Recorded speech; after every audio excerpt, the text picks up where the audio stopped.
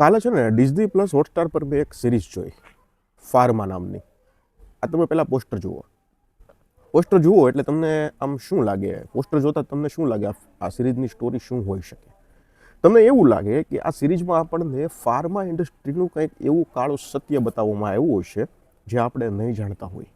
આ પોસ્ટર જોતાં તમને એવું લાગે કે આ સિરીઝમાં જે ફાર્મા ઇન્ડસ્ટ્રીને લઈને કંઈ કાળું સત્ય બતાવ્યું છે એ તો આપણને જાણવા મળશે જ, પણ એ કંપની હવે પોતાને કઈ રીતે ડિફેન્ડ કરશે, પછી જે સામેવાળો વ્યક્તિ છે એ કઈ રીતે આરોપો લગાવશે અને કઈ રીતે આ કેસ છે એ જીતવામાં આવશે અને આ કેસમાં શું નવું વસ્તુ એક્સપોઝ થશે જે આપણે નહીં જાણતા હોય.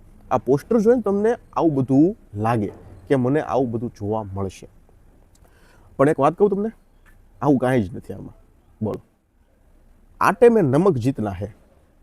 આપણે લોટમાં જેટલું મીઠું નાખીએ એટલું જ આમાં બતાવવામાં આવ્યું છે ફાર્મા ઇન્ડસ્ટ્રી વિશે, ફાર્મા ઇન્ડસ્ટ્રીનું જે કંઈક કાળું સત્ય છે એના વિશે અને કેસ ને એ બધું જ.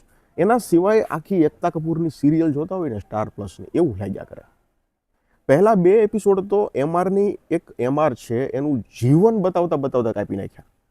આ સ્ટોરીની શરૂઆત જ એક એમઆરથી થાય છે કે દવા વેચવા નીકળી પડે છે પણ ઓર્ડર કંઈ મળતો નથી, ટાર્ગેટ પૂરો થતો નથી અને એવું બધું ચાલ્યા કરે છે 2 એપિસોડ સુધી.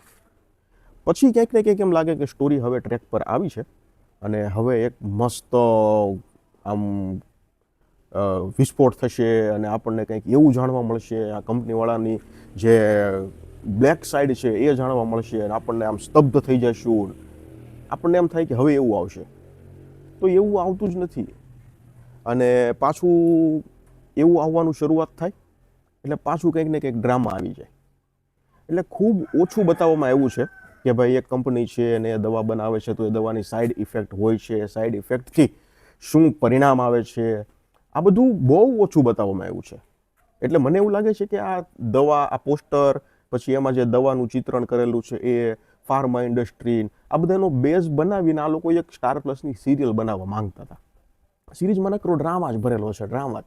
ફેમિલી રિલેશનશીપ ને પેલો રિલેશનશીપ ને ઇમોશન ને ફલાણું જે મેઇન પોઈન્ટની વાત તો છેલ્લે મને તો કેટલી વાર એવું થયું ખબર કે ચાલો હવે કંઈક થશે, ત્યાં આમ જાય પાછું નીચે પડી જાય, પાછું આગળ જતા એમ ચાલો હવે તો કંઈક થશે જ, ત્યાં પાછું ઉપર જાય સ્ટોરી પાછી નીચે પડી જાય. હા, અંતમાં વળી થોડું ઘણું એવું થાય છે.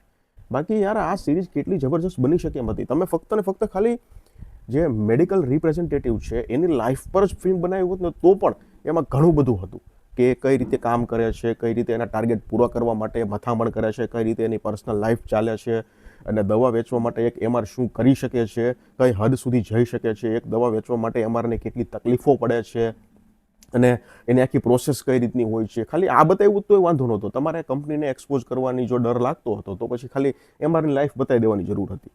કારણ કે અહીંયા ચોખ્ખું દેખાય છે કે આ જે મેકર્સ છે એને ડૉક્ટરોનો કે પછી મેડિકલ સ્ટાફનો કે પછી ઘણા લોકોનો ડર લાગ્યો હશે. કારણ કે બતાવવા માટે તો ઘણું હતું અને મેડિકલ લાઈફમાં ફાર્મા વિશે આપણે ઘણી વેબ સિરીઝો જોઈ ચૂક્યા છીએ, પણ આના જેટલી ખરાબ તો મેં એકેય નથી જોઈ પાછી, કંઈ બતાવેલું જ નથી. એટલે ઠીક છે, હવે તમારે જોયું હોય તો જો, હું તો તમને રેકમેન્ડ નહીં કરું. એક્ટિંગ બધાની સારી છે પણ બહુ ધીમી સ્પેસમાં ચાલે છે અને જે મેન મુદ્દો છે ને એ તો મેન મુદ્દો હાલતો જ નથી, બીજી વાતો ચાલ્યા કરે છે. એટલે લોકેશન, મ્યુઝિક એ બધું છે એ સારું છે, એક્ટિંગ સારી છે, એના માટે હું ખાલી 1 સ્ટાર આપીશ. બાકી મેન મુદ્દો છે એના પર વાત જ નથી થઈ, એનું કંઈ જ નથી. બાકી મેન મુદ્દો જે હતો આમાં લીધો છે ખૂબ સરસ લીધો છે. પાછો બાળકોનો જે મેન મુદ્દો લીધો છે કે પ્રેગ્નન્સી દરમિયાન આ દવા આપવામાં આવે તો આ વાંધો આવે, આ રીતે બહુ સરસ મુદ્દો લીધો છે. અને દવા છે, કોઈ પણ દવા લઈએ એની સાઈડ ઇફેક્ટ હોય જ છે, તો આ વસ્તુ પર પણ ફોકસ કરવાની જરૂર હતી. તમે દવા કોઈ પણ લો, XYZ કોઈ પણ તમે એલોપેથી દવા લો એની સાઈડ ઇફેક્ટ હોય છે અને હોય જ છે. તો આના પર પણ થોડું ફોકસ કરી થોડું ડિટેલમાં બતાવવાની જરૂર હતી. આ વસ્તુ પણ કરી શકાય પણ કંઈ કર્યું નથી. હું તમને રેકમેન્ડ નહીં કરું, તમારે જોયું તો જોઈ લો, ફેમિલી સાથે જોવા એવી છે, કંઈ ઇશ્યુ નથી, પણ 1 સ્ટાર હું આપીશ ફક્ત ને ફક્ત. ધન્યવાદ.